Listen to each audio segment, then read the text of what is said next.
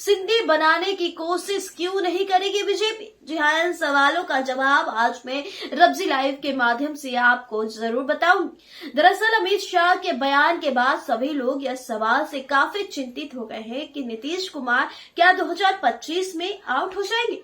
तो आपको हम बता दें कि महाराष्ट्र विधानसभा चुनाव में बम्पर जीत के बाद भारतीय जनता पार्टी अब पूरी बिहार विधानसभा चुनाव 2025 पर लगी। बीजेपी लगातार एनडीए के सहयोगियों से समन्वय बढ़ाने में लगी हुई है और बिहार में एनडीए की घटक दलों ने स्पष्ट कर दिया है कि मुख्यमंत्री और जेडीयू अध्यक्ष नीतीश कुमार के नेतृत्व में आगामी विधानसभा चुनाव लड़ेंगे। उन्होंने इस अटकले को खारिज कर दिया है कि सत्तारूढ़ गठबंधन इस मामले पर पुनर्विचार कर सकते हैं। यह चर्चा केंद्रीय मंत्री अमित शाह के हालिया इंटरव्यू के बाद शुरू हुई, जब उन्होंने 2025 के बिहार चुनावों के लिए एनडीए के नेतृत्व के बारे में कहा।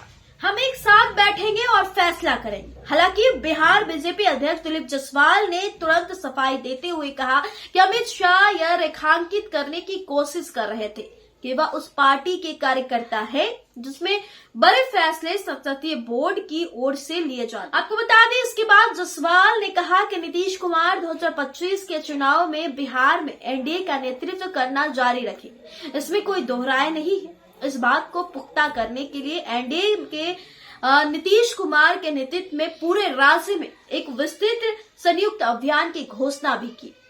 इस योजना के मुताबिक नीतीश राज्य के हर जिले में एनडीए के संयुक्त बैठकों को संबोधित करेंगे, जिसकी शुरुआत 15 जनवरी को पश्चिमी चंपारण के बगहा में एक बैठक से होगी। इसके बाद वह पूर्वी चंपारण, सीतामढ़ी, शिवहर और मुजफ्फरपुर जाएंगे और 22 जनवरी को वैशाली में एक बैठक के साथ इस अभियान के पहले चरण का समापन करेंगे।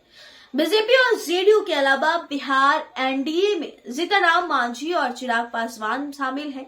महाराष्ट्र में महायुति ने तत्कालीन मुख्यमंत्री और शिवसेना प्रमुख एकनाथ शिंदे के नेतृत्व में हाल ही में चुनाव लड़ा था, लेकिन जीत के बाद बीजेपी और शिवसेना के बीच मुख्यमंत्री पद को लेकर खींचातानी जो है शुरू की गई। आखिरकार सीएम पद पर बीजेपी ने अपने पास रखा और देवेंद्र फडणवीस वहां के सीएम बने।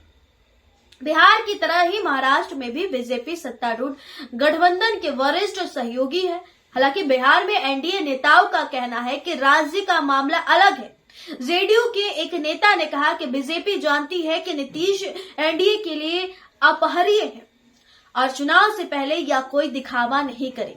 इस बात को दोहराते हुए स्टेट बीजेपी के नेता ने कहा कि 24 घंटे के भीतर, जी हाँ, दिलीप जायसवाल ने कहा कि 24 घंटे के भीतर शाह के टिप्पणी को लेकर लगभग अस्वीकार करना पड़ा, क्योंकि नेता ने कहा नीतीश कुमार कुछ समय तक राज्य की राजनीति पर हावी रहेंगे। बीजेपी केवल चुपचाप उनके सूर्यास्त का सिर्फ इंतजार कर सकती है। नीतीश के नेतृत्व को बड़ा बढ़ावा तब मिला जब लोजपा रामविलास के प्रदेश अध्यक्ष राजू तिवारी ने भी विधानसभा चुनाव में गठबंधन का नेतृत्व करने के लिए उनका समर्थन किया।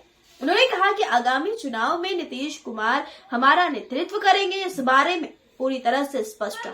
पहले ही स्थिति स्पष्ट कर दी थी, जब हम सभी लोग भी उनके विचार से सहमति जताते। आप सभी दर्शक इस रिपोर्ट को देख रहे होंगे, क्या लगता है दोस्तों, क्या महाराष्ट्र जैसी हालात बिहार में आएगी? क्या महाराष्ट्र में बीजेपी अपने नए चेहरे फडणवीस को जो सीएम बना है, क्या बिहार में भी नए चेहरे निकलकर सामने आएंगे, या फिर नीतीश कुमार के नेतृत्व में चुनाव लड़ा जाएगा और अगला विधानसभा चुनाव में नीतीश कुमार ही मुख्यमंत्री रहेंगे? इस रिपोर्ट के माध्यम से आप क्या सोचते हैं, कमेंट में जरूर बताइएगा। बहुत बहुत धन्यवाद।